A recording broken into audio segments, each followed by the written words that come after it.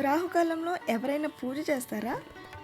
ఎవరు చేయరనే చెప్తారు కదా, కానీ ఈ టెంపుల్లో చేస్తారు. అదే ఇక్కడ ప్రత్యేకత.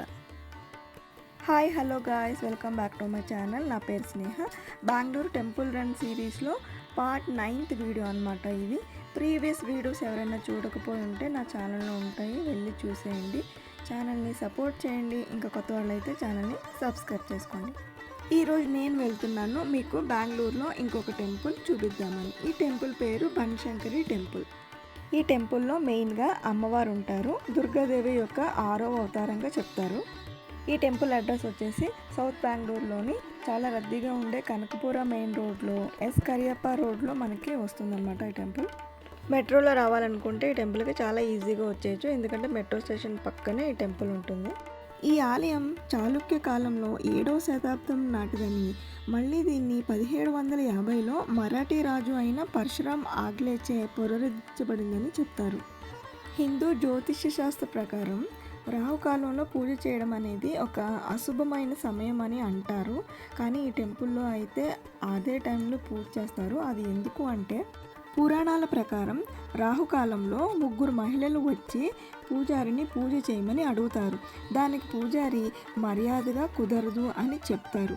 పూజ చేయందే ఇక్కడి నుంచి వెళ్ళము అని ఆ 3 మహిళలు పదే పదే చెప్పడంతో ఇంకా చేసేదేమీ లేక పూజారి ఆ టైంలో పూజ చేస్తారనమాట.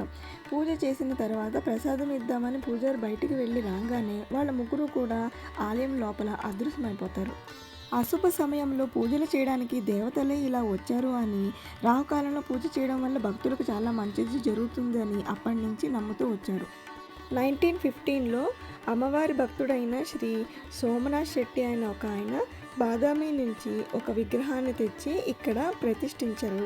అప్పటి నుంచి కూడా ఈ టెంపుల్కి బనశంకరి అమ్మవారి టెంపుల్ అని పేరు వచ్చింది.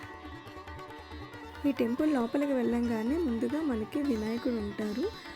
ఆయనకి సపరేట్ మండపము, ఆ తర్వాత మధ్యలో అమ్మవారు ఉంటారు. అమ్మవారికి లెఫ్ట్ సైడు వినాయకుడు, రైట్ సైడు శివలింగం ఉంటుంది. ఈ అమ్మవారి శిల్పాన్ని నల్లరాతి శిల్పంతో చేశారనమాట. సింహంపై కూర్చొని అమ్మవారు ఒక కాలుతో కింద రాక్షసుని కొడుతున్నట్టు ఉంటుంది. రైట్ సైడ్లో సపరేట్ మండపంలో శివలింగం ఉంటుంది. ఇక్కడ నడుస్తున్నారు చూసారా, అడుగులో అడుగు వేసుకుంటూ నడుస్తున్నారు. ఇది ఒక టైప్ ఆఫ్ మొక్కుబడి లాంటిది అనమాట. ఎవరైనా వాళ్ళ కోరికలు తీరంగానే, లేకపోతే ఏదైనా ఒక కోరిక తీరడం కోసము ఇట్లా ఇక్కడ నడుస్తూ ఉంటారు.